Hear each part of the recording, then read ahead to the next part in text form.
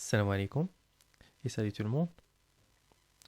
Dans cette vidéo, on va essayer d'explorer un petit peu et brièvement, si vous voulez, les tags libres GSTL, Java Standard Tag Libraries.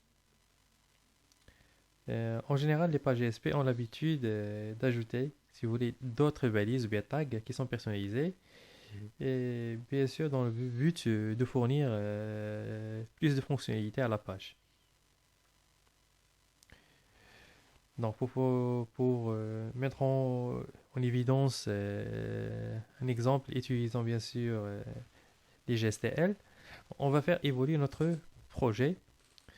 Notre projet, si vous vous rappelez bien, consistait en quoi en fait? Un formulaire qui saisit des données, ces données qui sont interceptées par une servlette et bien sûr peuplées dans un Java Bean et puis ils seront associés, donc ce Java Bean sera associé euh, donc à la requête et puis envoyer bien sûr à la page display.jsp qui affiche bien les données de ce Java Bean.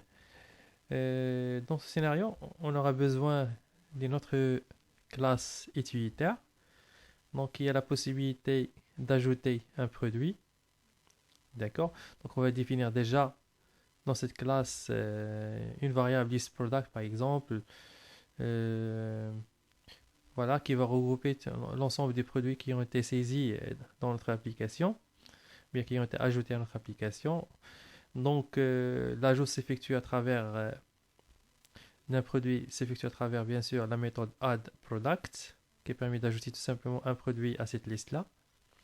Et puis, il y a une méthode getListProduct qui permet de récupérer bien sûr la liste qui a été publiée ici. Alors, on aura besoin de ceci. Donc, vous notez que ce sont tous des éléments statiques. Donc, qu'est-ce qu'on va faire dans la servless en fait? Une fois, on va récupérer les données. Donc, on va créer le produit. Et ce produit, on va l'ajouter tout simplement à la liste. Donc, pour pouvoir l'ajouter, bien sûr, on appelle notre classe utilitaire qui est product management. Et j'appelle bien sûr la méthode qui permet d'ajouter le produit. Et le produit est noté produit 1. Donc, on a ajouté notre produit à la liste. Par la suite, qu'est-ce qu'on va faire? On va peupler maintenant, ou plutôt on va passer cette liste à la requête. Donc, request, point, donc on va l'associer à la requête, set attribute, la liste je vais la nommer LST, LSTP pour dire LST produit, et je vais lui passer quoi? Bien sûr, plutôt je vais passer la liste entière qui compte des produits. Donc, j'appelle toujours la méthode product management.get list product. Voilà, une fois cela est réalisé, donc je peux par exemple faire la redirection vers la page display.jsp. Dans la page display.jsp, on va devoir récupérer cet élément-là. Donc pour pouvoir l'afficher, je vais l'afficher donc l'ensemble des éléments parce que ici, si vous remarquez ici, donc on a une liste de produits, donc on a plusieurs, donc on pourra les afficher selon une certaine boucle. Pour cela, je vais devoir utiliser euh, une tag de GSTL qui me simplifie ce parcours-là. Et les tags, normalement, en général, sont des directives qui se placent, bien sûr, juste après l'arrobas. Et ces directives, on l'appelle plutôt tag lib. Donc, à ce tag lib, on précise deux informations. Le préfixe, donc comment je vais personnaliser ce tag-là, avec quel symbole. Donc, par exemple, C. Et je précise l'information la plus importante, c'est l'URI.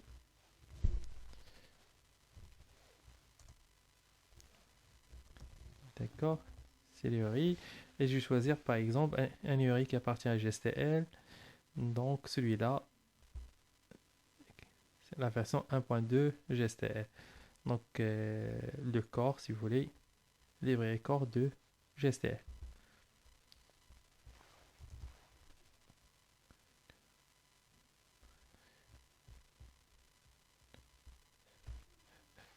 Donc cette librairie permet d'agir, si vous voulez, sur le contenu et surtout sur l'affichage des informations de la page. Donc ici, je peux utiliser un élément de parcours qui est for each, c'est for each. À cet élément, je dois préciser deux informations essentielles, la variable et la variable c'est juste un nom symbolique et bien sûr ce qu'on appelle les items. Donc dans les items, qu'est-ce que je vais récupérer? Donc une liste d'objets. Et cette liste d'objets, je peux la récupérer en utilisant le langage d'expression. Donc par exemple,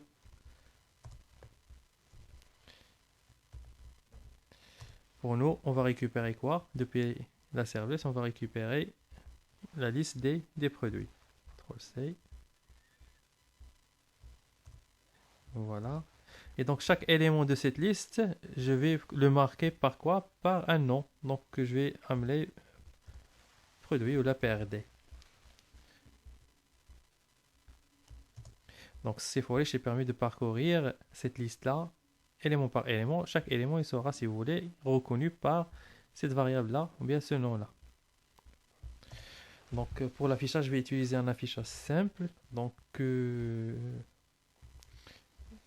dans un div, par exemple, je vais afficher les trois informations relatives au produit. Donc à savoir, donc ici, pour l'affichage, je vais utiliser aussi un autre tag. Toujours core de GSTL. Et il y a cout qui permet l'affichage. Cout qui permet d'écrire dans des informations dans la page, bien sûr, GSP. Donc je vais afficher quoi comme information? Bien sûr, je vais utiliser toujours le langage d'expression. Et maintenant, je vais récupérer celui-là, le produit. Donc chaque élément. Et je vais accéder à quoi? Donc au produit, en fait, c'est une instance de la classe produit, product. Donc je vais accéder à la référence. D'accord. Je peux positionner ici un séparateur, n'importe quoi. Par exemple pipe. Et je vais faire pareil pour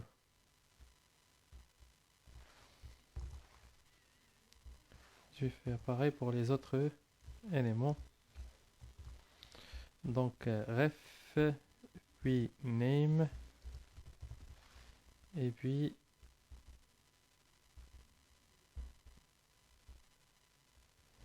price.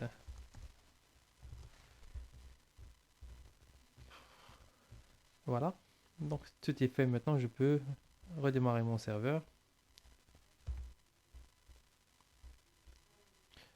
Et je vais exécuter mon formulaire pour voir qu'est-ce que ça donne.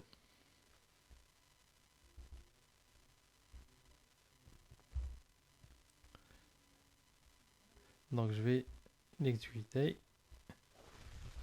Et voilà. Donc j'actualise. Voilà, donc le premier produit, ça sera RF1. Le nom, c'est prod1. Une valeur n'importe laquelle. Et j'envoie. Et ça donne le premier élément. Si je saisis un deuxième produit,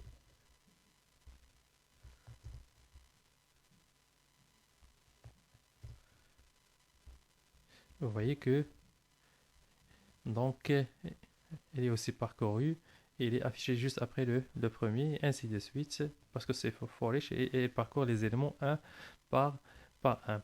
Et une autre chose ici à noter, c'est que cout, normalement, il permet un affichage qui est sécurisé, donc il ne permet pas l'évaluation des scripts qui sont maléfiques, ou malicieux plutôt.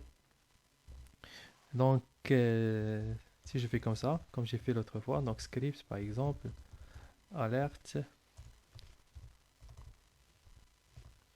Alors, c'est où les accolades, les parenthèses?